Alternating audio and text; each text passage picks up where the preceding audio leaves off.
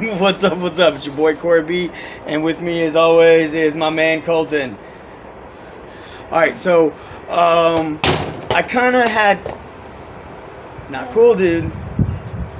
Alright, so I kinda had a, thought in my earlier video that I wasn't going to be posting again this weekend, but since I haven't yet picked up Corey from school, and I just got some stuff on my mind, I felt like now was the time. I just wanted to get it off. I feel like I just need to get it out while it's fresh and while it's there. It's some things that I've been pondering for a little while. I've continued to have conversations and things with friends, family, just just different people about, I feel like we're becoming, alright homeboy, I feel like we're becoming a nation of victims, and I find that to be a problem. Okay, now, I'm going to tell you that I'm probably going to lose some of y'all through this, but I'm hoping that maybe you'll just stick around for a moment, hear me out. I'm asking that you'll stick around for a moment, hear me out, and give me a chance. Because, like I said, I feel like probably the way I'm going to word this, I may end up losing some of y'all, and if I do, so be it. But this is the way it is. I feel like we're becoming a nation of victims. Constantly I'm hearing, people who come up to me and talk to me, and people will message me and chat me and things like that, and people talk about the idea of, what's going on in our nation right now and how we as Christians are being held back. We're being stifled. We're being, we are being victimized. Now, they don't use the word victim because they don't like the word victim. I've got friends who are black, and they will tell me, how what they're going through and how that the nation is set up to, stifle the black man, or even worse, if you're a black woman, because I've got so many people who are telling me that women are being stifled. Women are being held back, and they're being oppressed, and they're being stifled in our nation and in our society and things like that. And if you happen to be a black woman, that's even harder, because black people are being stifled, women are being stifled. Now it's like you've got two things against you right now. If you're a Christian black woman, now you've got three things against you. But the thing is like if you really look around our society, yeah, there's lots of ugliness going on. There's lots of things going on. And in individual moments, yes, in those individual moments, yes, a woman was oppressed, a woman was attacked, a woman was held back, a black person was held back, a black person, a Christian, but at the end of the day, is everyone out to get Christians? No. Is everyone out to get black people? No. Is everyone out to get women? No. Now, I also got people who come up to me. I've got a lot of family members who are, politically polarized, and that's fine. That's fine. I've got friends, and some of them we can really get along, and we can sit here and have conversations, even though, this person is way over here and this person's way over there. We can get together and we can have a chat about things, and it's really cool. But not everybody's able to do that, because some people will come in to the situation and be like, well, everybody's out to get me because I'm right. Everybody's out to get me because I'm left. Everybody's out to get me because I'm this, that, whatever. Everybody's oppressing the little man who ain't got no money. Everybody's trying to come after me because I'm making this much money. So because I'm moving up in a tax bracket, now they're out to get me. It's like, at the end of the day, yes, there's always someone who's trying to come at you. It doesn't matter whether you're poor. It doesn't matter whether you're rich. It doesn't matter whether you're left, right. If you're a Christian, if you're an atheist, if you're black, white, or Chinese, somebody's trying to get you. That's just unfortunate. And that's a real thing, because that's the society we live in. We live in a nation of people who are vindictive and vengeful. And people don't want to hear that. People don't want to think about that, because it's hard to think about our nation and our society being an ugly, oppressive, vengeful kind of people, but they are. So when you look at our society and you say, well, this black man was done, wrong, the police attacked this black man and he was unarmed and this and that, so then all these people come up and want to revolt against the police because of that incident, that situation. And now, don't get me wrong, again, that incident has happened many times. And it's an incident that should have never happened once. More or less the fact that it's happened countless times. It's happened so many times in the last year on the media, but not to mention how many times has it happened that we don't even know about. That it was in a neighborhood where people weren't rolling their smartphones. They weren't filming it on the iPad or whatever. So, we didn't catch it. We didn't know about it. But is it happening so often that that's the norm and that all cops are out to get you? No. I don't believe so. I don't believe we're in a situation where all of any group is being held back and all of every other group is trying to stifle one. Now, again, the problem is that we're in a society of vengeance. We're in a society of social media. And social media is probably the biggest problem because a lot of these things weren't captured on smartphones decades ago, which is unfortunate because some of that stuff got buried.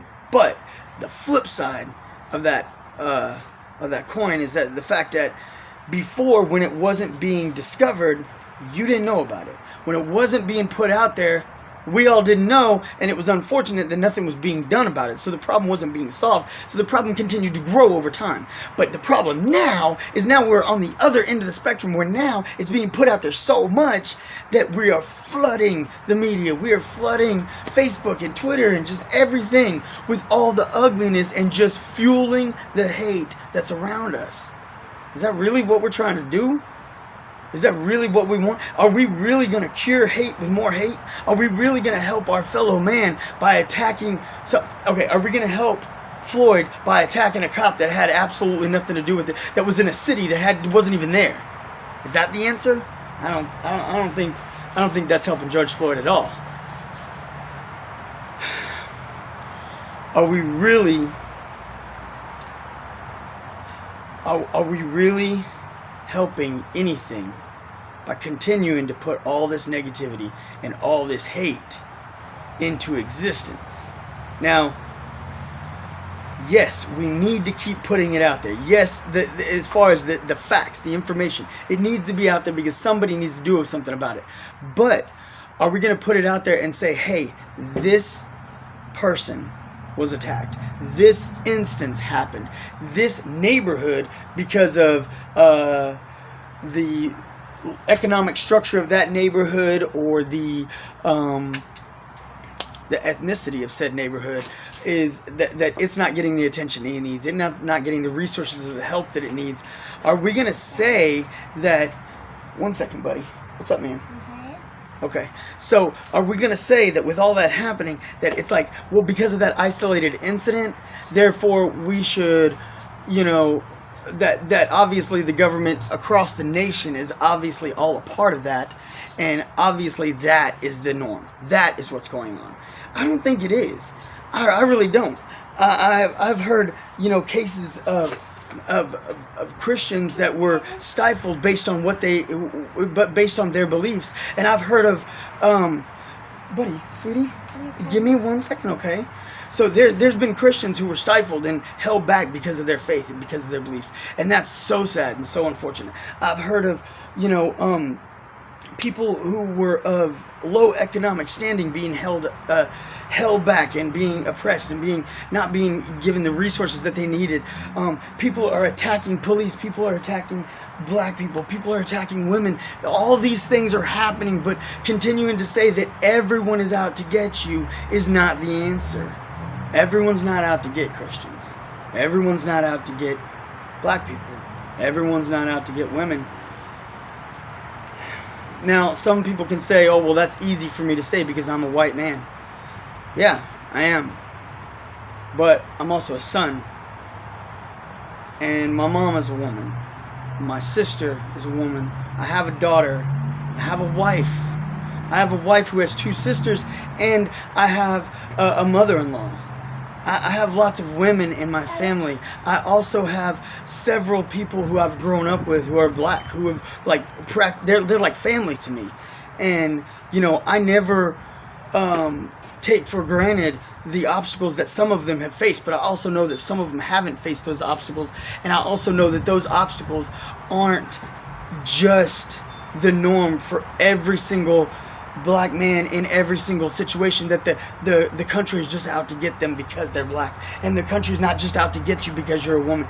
And as you all know, I am a Christian, and I've watched Christians oppressed, but I am not one of those who believe that Christians are oppressed, that they're just out to get me because I'm a Christian. Somebody probably is. Somebody's like trying to get my videos taken down because I talk about my faith in God, I talk about prayer and things like that. But do I think that that's the norm? Do I think everybody's trying to remove me from YouTube or Facebook or whatever? No. Somebody is, probably. But I'm not going to focus on that somebody, because that somebody isn't the focal point. It's not the keystone of what I'm doing. I'm going to rise up above that somebody who's trying to remove me. I'm going to rise up against the people who don't like me because I just say things a certain way, because they don't like the style of my clothes, they don't like the cut of my hair, they don't like the fact that I have a beard, they don't like the fact that I rock earrings, or that I incorporate my children in all my messy videos. You know, there's going to be people who choose to not like me for a million different reasons, and that's okay. And I'm not mad at those people who are going to dislike me for whatever reasons, and those may be all simple reasons to somebody who's oppressed by such a bigger reason, like the color of their skin or their sex. And you know, like I said, I'm not taking these things lightly. I'm not saying that these things don't exist. I'm saying that it's not a standard that has become so prevalent that it encompasses everyone, because I'm one. Everyone means everybody, every single one. So when you say everybody's out to get women, I'm not. When they say everyone is out to get the Christians, I'm not. They say everyone's out to get the black man, I'm not. I'm not going to oppress people based on their financial status, their economic climate, their sex, their race, their religion, you know, whatever it is. So when you say everyone, I'm included in that everyone, and I'm telling you, everyone's not the truth.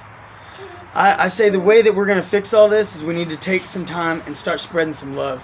Really, really spread some love. You start showing people the love of Jesus. You start showing people some just genuine kindness. And don't ignore and don't forget the hardships that we're facing. But don't make them the focus of your everyday. I know some people in my life, which every time I talk to them, that's what they want to talk about, how they're being held back, how the government's messed them up because of their stance on a policy or something, or because of the side that they're on. That's not me. I'm not going to live in that. I'm not going to be the victim. I'm going to keep fighting, and at some point, I'm going to overcome what it is in front of me. As a Christian, I got God in my corner. And any of y'all out there who are Christians, black, white, Chinese, Mexicans, it don't matter, short, tall, I don't care, poor, rich. At the end of the day, if you're a Christian and you know Jesus, the story's already been written. If you read your Bible enough, in the end we win. The victory is ours. And that's not an arrogant thing. It's not mine because I say it's mine. It's mine because the grace of God, because God is giving me the victory. The victory is through Him, not through me. But I'm going to do everything I can in this life, on this earth, to make sure that every minute I got counts for something. And my minutes aren't going to be wasted being a victim. I'm not saying this to condemn any of y'all. I'm saying this because I love you. Because I love you and I respect y'all. Let's get out there and keep winning. Let's win today. And let's win tomorrow. Let's just do it a day at a time. Let's change a heart and change a soul that's right next door to us, that's right around us, and have a brighter tomorrow because of that one step. Alright. I'm going to catch y'all later.